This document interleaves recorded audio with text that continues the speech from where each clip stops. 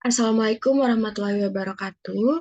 Sebelumnya, terima kasih kepada Ibu Asri yang telah memberikan kami kesempatan untuk melakukan presentasi hasil dari tugas besar kami yang berjudul Review Dokumen KLHS RPJMD Kabupaten Wonosobo tahun 2021 sampai dengan tahun 2026. Next. Sebelumnya, perkenalkan anggota kelompok kami, kelompok 3. Yang pertama ada saya sendiri, Citra Dwi Faradila, 08201013. Ada Jenika Kesi Putri, 08201037. Ada Miftahul Kintia, 08201049. Ada Redisti Rima Levit, 08201071. Dan ada Rifki Noval Fadila, 08201074. Next.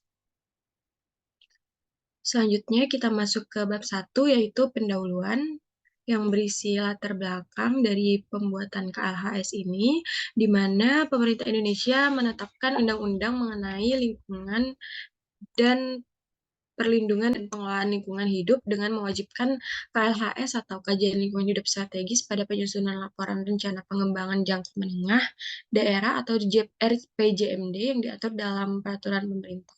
Nah, dalam penyusunan RPJMD ini memerlukan pendukung perumusan isu-isu strategis daerah atau suatu rencana program pembangunan karena peran strategis wilayah Kabupaten Wonosobo sendiri yang menjadi kawasan konservasi neraca air dikarenakan sebagai salah satu daerah aliran sungai prioritas di Jawa Tengah yang harus diperhatikan. Oleh karena itu, pelaksanaan tujuan pengembangan berkelanjutan atau TPB sendiri merupakan bagian upaya untuk mensejahterakan masyarakat dan juga menjaga kelestarian lingkungan setempat. Nah, untuk tujuannya sendiri itu ada dua. Tujuan penyusunan laporan yang pertama, untuk mengetahui muatan yang terdapat dalam dokumen Kajian Lingkungan Hidup Strategis atau KLHS RPJMD Kabupaten Wonosobo, dan yang kedua untuk mengidentifikasi kesesuaian muatan dokumen Kajian Lingkungan Hidup Strategis ini dengan pedoman penyusunan KLHS. Next. Mungkin selanjutnya akan dijelaskan oleh rekan saya. Baik, selanjutnya masuk kepada gambaran umum wilayah. Pada wilayah Kabupaten Wonosobo sendiri memiliki luas wilayah sebesar 984,68 km persegi, dengan sebagian besar wilayah didominasi oleh daerah pegunungan. Adapun jumlah penduduk Kabupaten Wonosobo pada tahun 2020 sejumlah 790.491 jiwa, dengan jumlah penduduk laki-laki sebesar 400.599 jiwa dan penduduk perempuan sebesar 389.892 jiwa. Untuk Kabupaten Wonosobo sendiri memiliki topografi perbukitan sampai pegunungan dengan ketinggian lokasi antara 250 hingga 2.250 meter di atas permukaan laut. Dan suhu di Kabupaten Wonosobo sendiri di antara 14,3 hingga 26,5 derajat Celcius, dengan curah hujan rata-rata per tahunnya berkisar antara 1.713 hingga 4.255 mm per tahun. Adapun kondisi hidrologi terdapat permukaan berupa sungai yang sebagian telah digunakan untuk irigasi, pertanian, dan air minum, yaitu Sungai Serayu, Bonggowonto, Kali Bengalu, Kali Semanggung, Kali Sangkrahan, dan Lukulo. Dan terdapat juga air permukaan berupa waduk, yaitu Waduk Wadas Lintang dan Telaga Menjer yang dimanfaatkan untuk menghasilkan listrik dengan bendungan yang disebut sebagai PLTA Garum.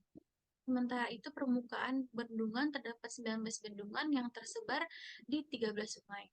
Untuk kondisi geologisnya sendiri, Wonosobo termasuk dalam jalur fisiografi Pegunungan Serayu Selatan bagian utara dan menempati bagian tengah zona fisiografi tersebut. Sebagai daerah yang terletak di Gunung Api Muda, Wonosobo termasuk daerah yang subur. Hal ini sangat mendukung perkembangan pertanian sebagai mata pencaharian untuk masyarakat sekitar.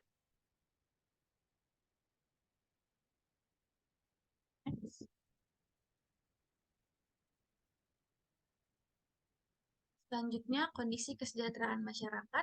Adapun kondisi ekonomi daerah Kabupaten Wonosobo, jika dilihat dari pertumbuhan nilai PDRB Kabupaten Wonosobo mengalami pertumbuhan yang positif dari tahun 2015 hingga tahun 2019.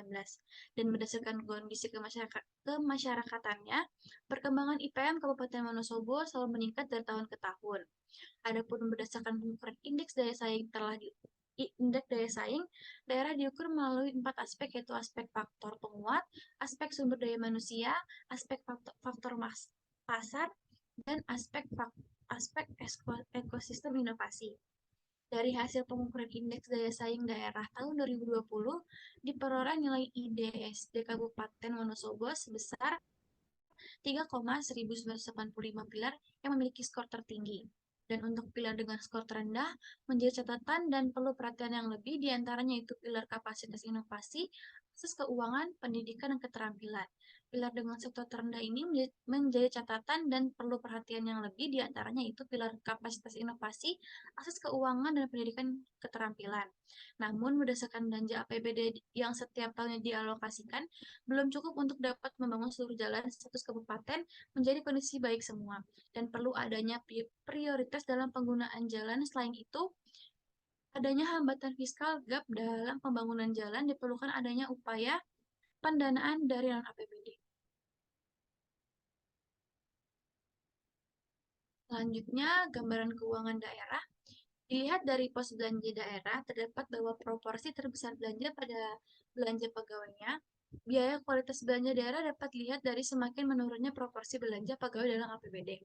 Presentasi belanja pegawai selama kurun waktu 2015 hingga tahun 2019 selalu menempati porsi terbesar dibandingkan belanja lainnya. Dan apabila dilihat dari rasio kemandirian uang, daerah Kabupaten Wonosobo sangat rendah, yaitu sebesar 11,51% pada tahun 2019. Dan untuk kemampuan keuangan Kabupaten Wonosobo sendiri masih rendah sekali untuk membiayai pengeluaran pembangunan, di mana sumber pendapatan masih tergantung pada biaya transfer pusat maupun provinsi. Untuk selanjutnya akan dijelaskan oleh rekan saya. Baik, selanjutnya review kesesuaian muatan dokumen, di mana muatan dokumen KLHS RPJMD Kabupaten Wonosobo pada muatan pertama, yaitu kapasitas daya dukung dan daya tampung lingkungan hidup untuk pembangunan telah sesuai. Dan yang untuk kedua, yaitu muatan kedua, perkiraan dampak dan risiko lingkungan hidup, juga sudah ada di dalam muatan dokumen KLHS RPJMD Kabupaten Wonosobo, di mana juga itu sudah telah sesuai. Selanjutnya.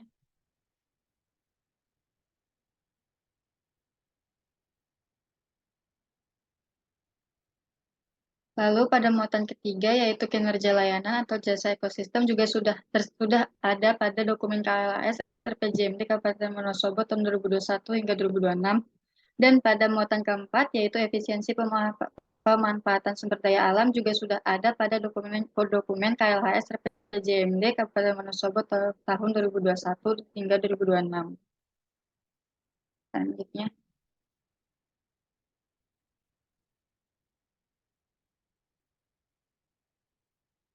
Lalu pada muatan kelima, yaitu tingkat kerentanan dan kapasitas adaptasi terhadap perubahan iklim, juga sudah ada pada dokumen KLHS RPJMD Kabupaten Wonosobo tahun 2021 hingga 2026.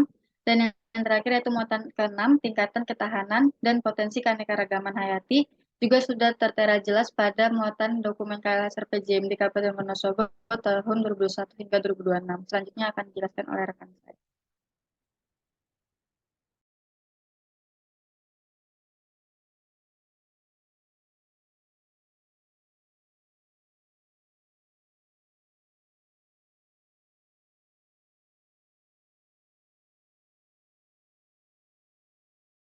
Baik, selanjutnya ada hasil capaian TPB, di mana analisis pertama adalah analisis capaian TPB.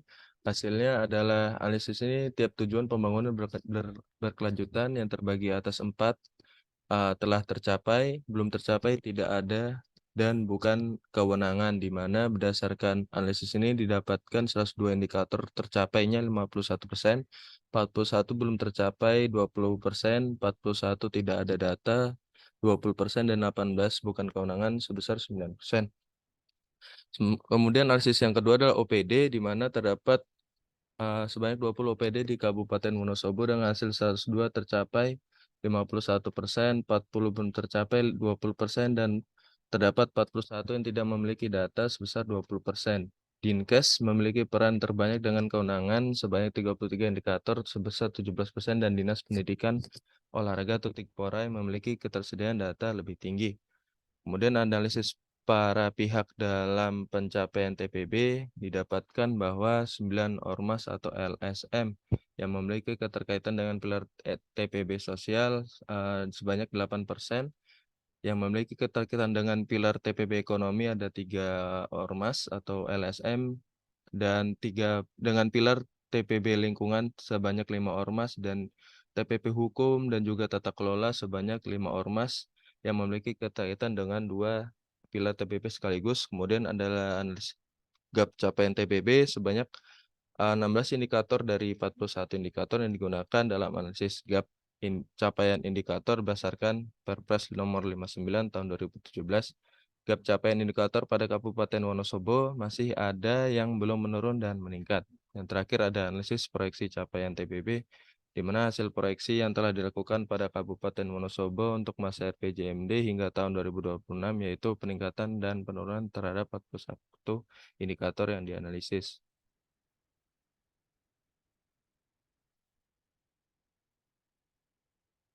Kemudian ada kesesuaian alternatif, skenario, dan rekomendasi. Yang pertama ada tanpa upaya tambahan, di mana berdasarkan pedoman ini, muatan telah sesuai dengan KLAS RPJMD Kabupaten Wonosobo tahun 2021 dan 2026.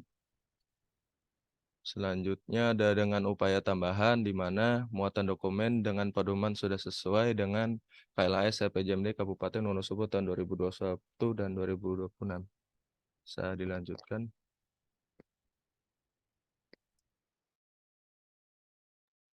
Selanjutnya terdapat penentuan isu strategis, permasalahan dan sasaran strategis daerah, yang dimana isu strategis daerahnya sendiri untuk sarana pelayanan umum, pemerintahan, kesehatan, pendidikan dan keuangan, serta ketersediaan infrastruktur masih belum memadai, serta adanya kerusakan lingkungan akibat dari aktivitas pertambangan, serta menurunnya kualitas air.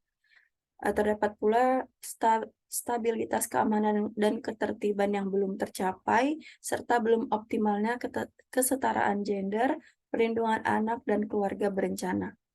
Selanjutnya terdapat permasalahan daerah, yaitu tingginya tingkat kemiskinan yang disebabkan oleh rendahnya pendapatan pada Kabupaten Wonosobo, capaian jenjang pendidikan yang rendah, rendahnya pendapatan per kapita, serta kepemilikan data yang seringkali tidak memiliki kerincian yang baik, sehingga terjadi dalam usaha penyelenggaraan program pemerataan.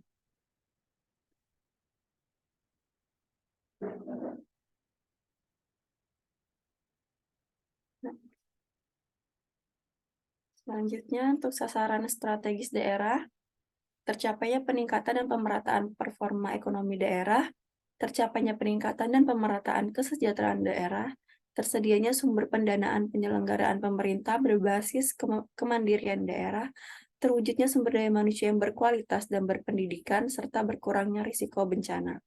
Untuk penyusunan rekomendasi program sendiri, berdasarkan 17 dari 41 indikator yang tidak tercapai, maka dapat disimpulkan bahwa penyusunan rekomendasi program telah sesuai dengan pedoman penyusunan KLHS dengan menggunakan alternatif proyeksi upaya tambahan pada rumusan skenario pembangunan. Selanjutnya saya kembalikan ke moderator. Baik, selanjutnya merupakan penutup yang berisi kesimpulan dari hasil pembahasan mengenai review KLHS yang telah kami lakukan.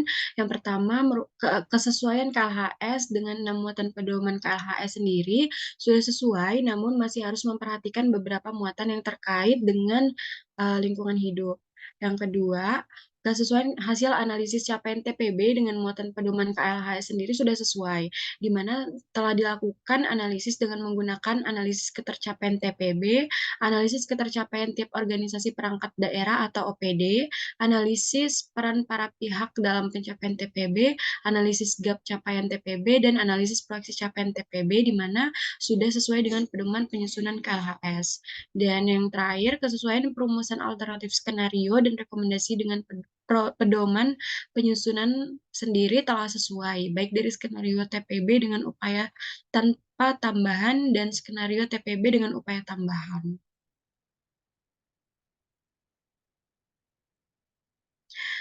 Sekian presentasi dari kelompok 3. Kurang lebihnya mohon maaf. Wassalamualaikum warahmatullahi wabarakatuh.